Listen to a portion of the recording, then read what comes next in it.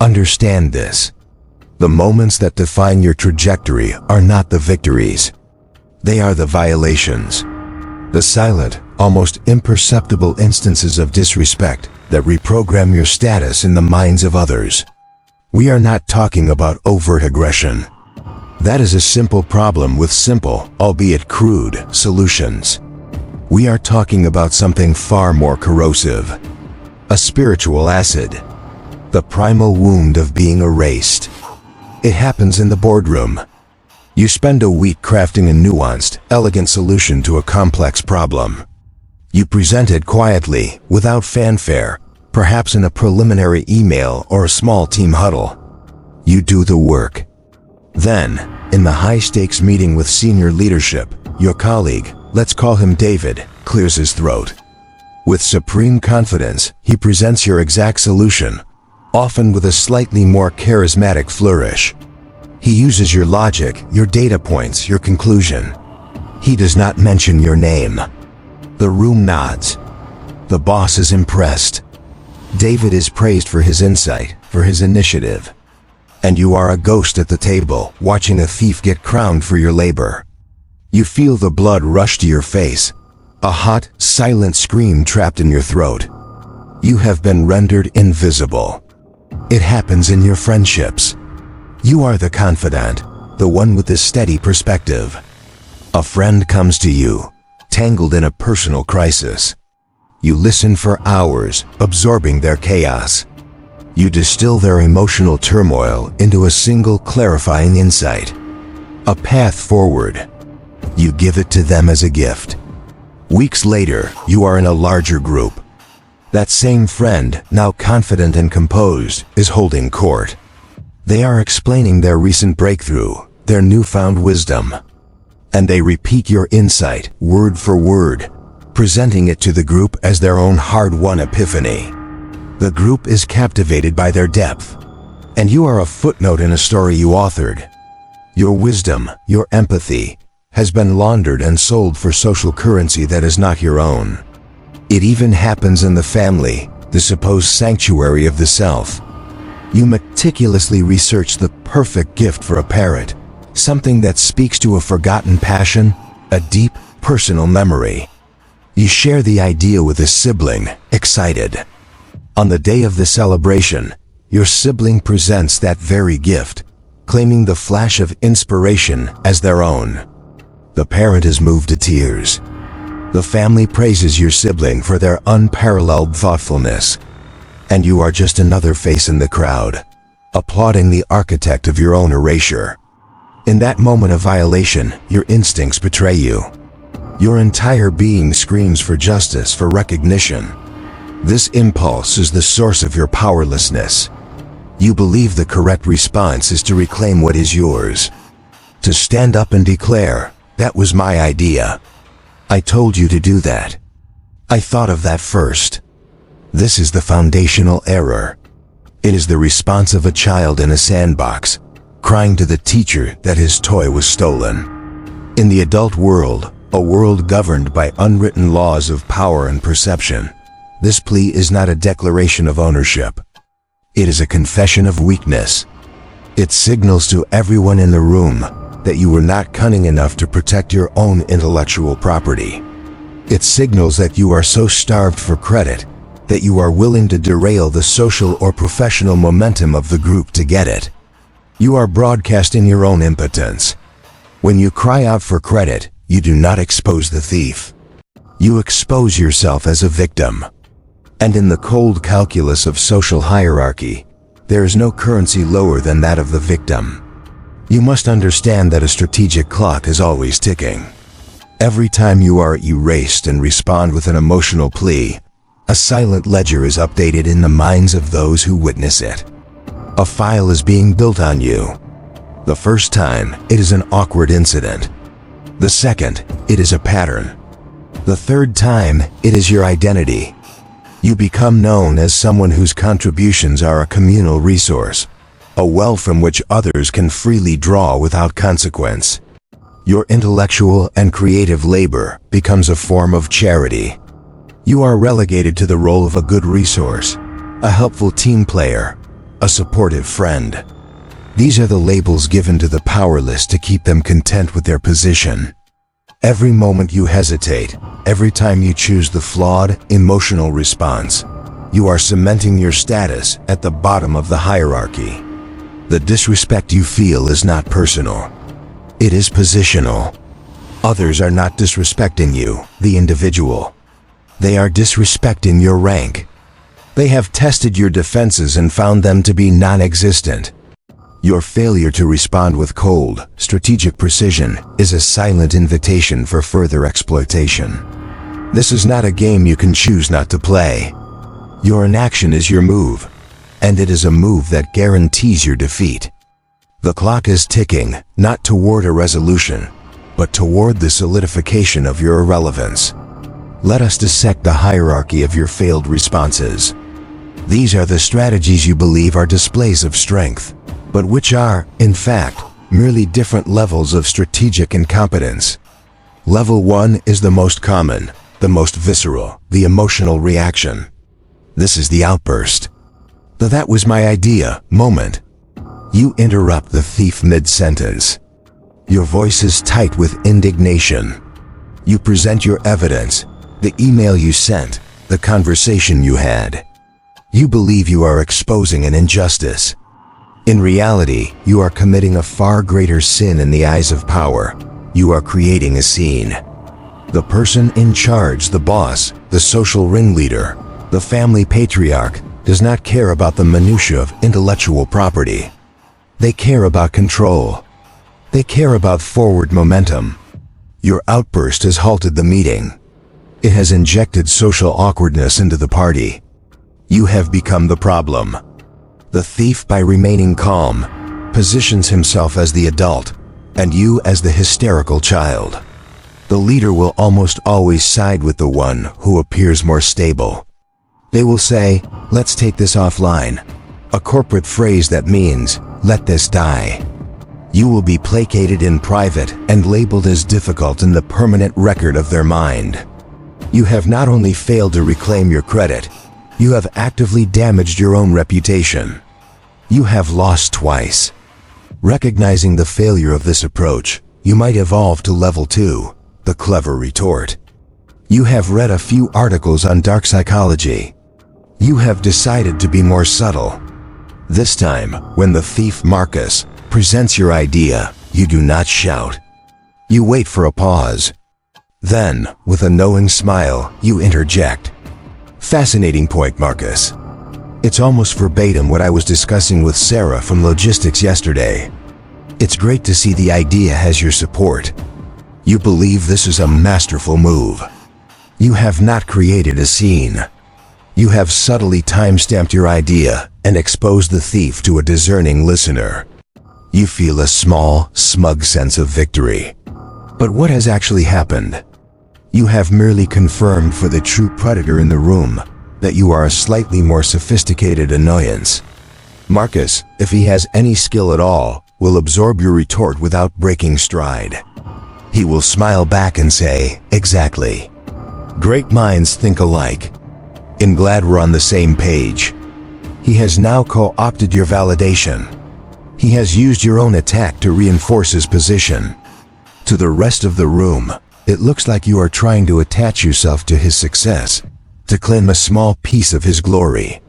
You look petty. You have shown your hand, revealed that you are tracking the theft, and confirmed that it bothers you. You have given the thief valuable intelligence about your emotional state, all while gaining nothing. You are still the ghost. Only now you are a ghost that rattles its chains in a faintly embarrassing way. This brings us to the strategy you believe is the final evolution. The one you feel is truly Machiavellian.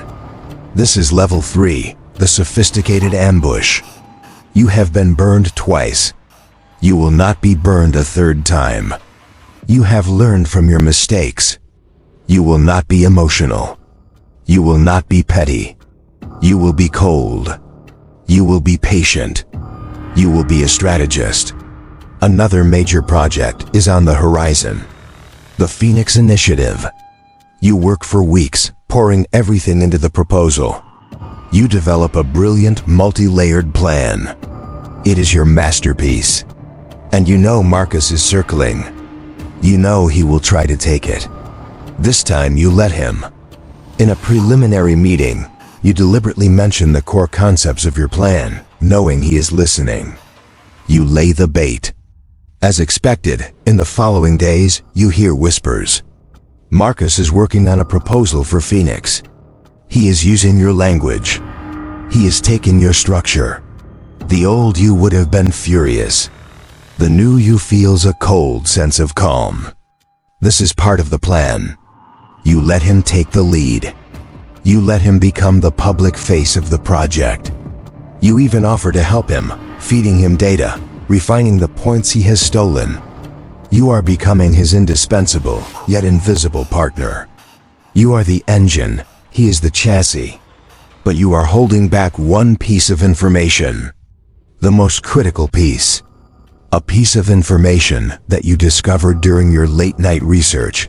A detail that a lazy operator like Marcus would never find on his own.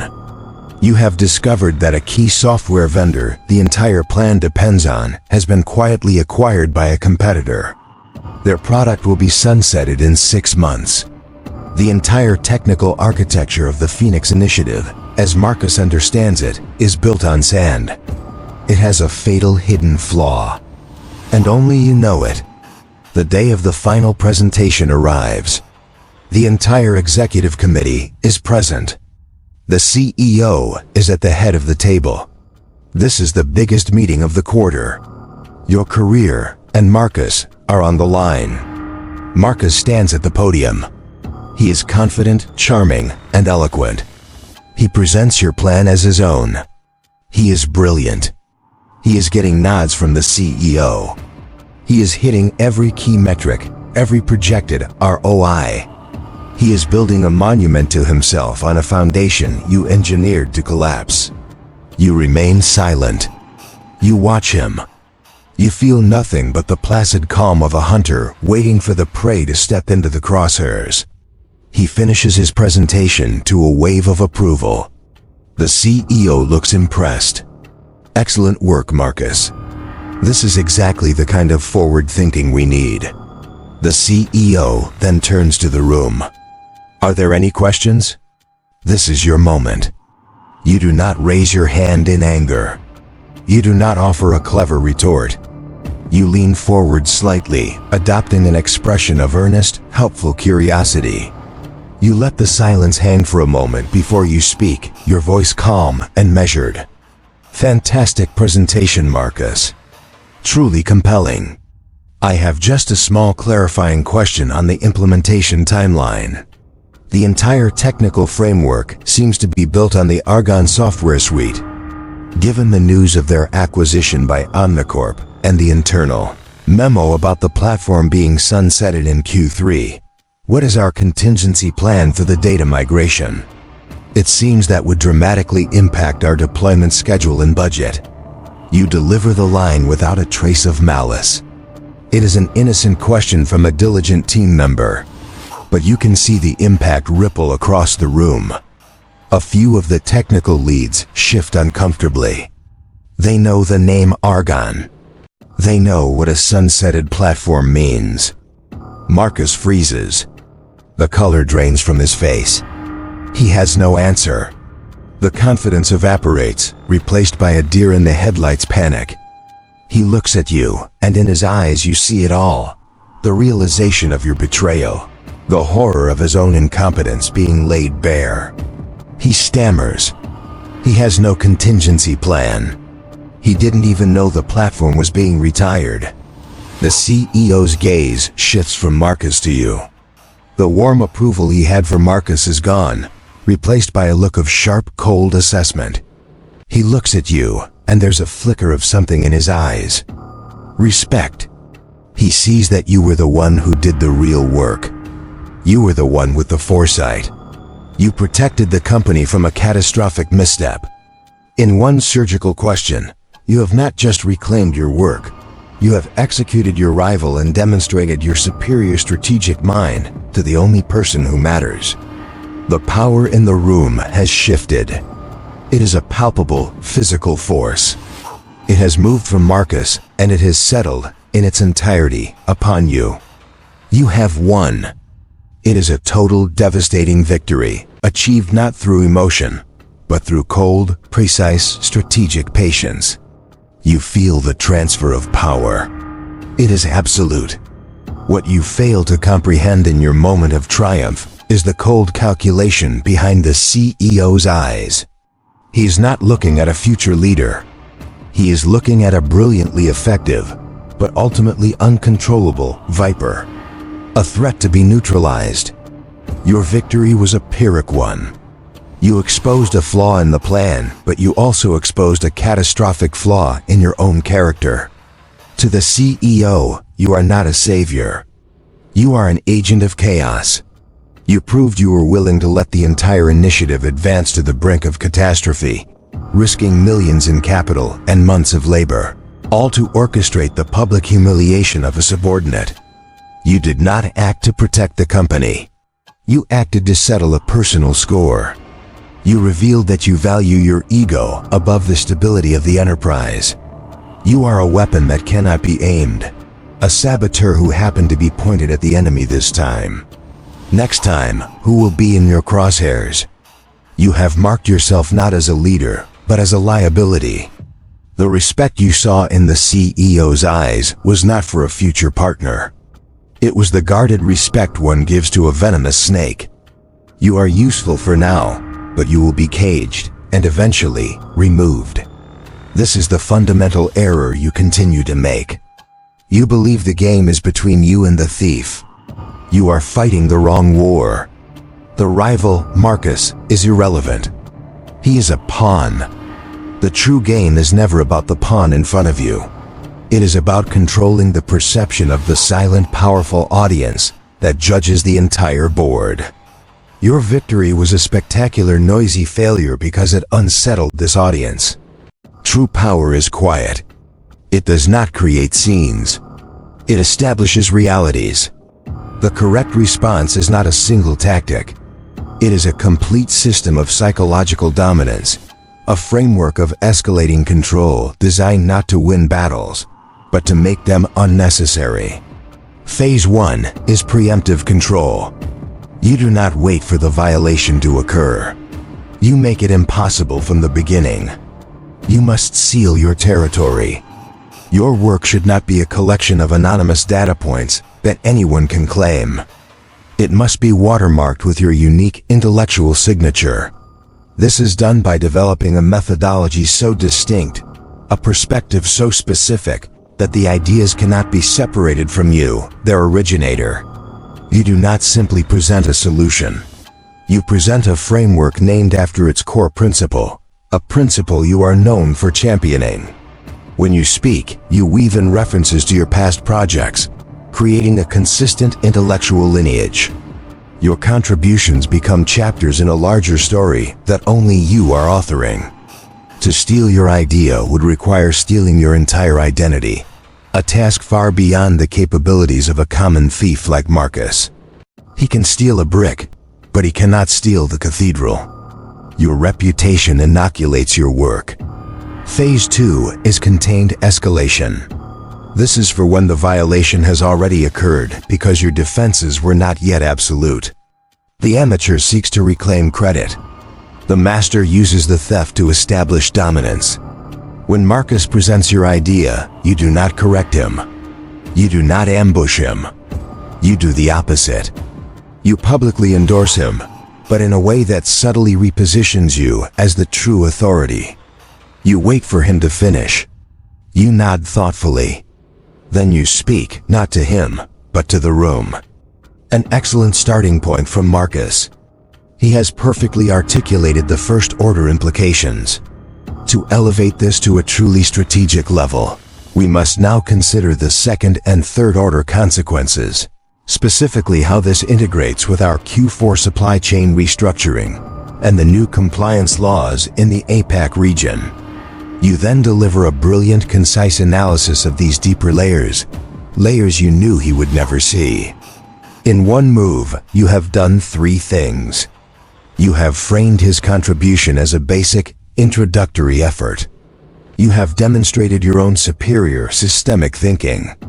And you have done it all while appearing to be a collaborative, forward-thinking team player.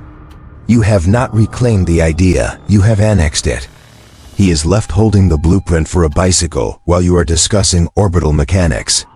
His authority collapses without a single shot being fired. Phase 3 is decisive removal. This is reserved for the persistent rival who does not learn. Public execution is messy and makes you look vindictive. You do not get angry. You get prolific.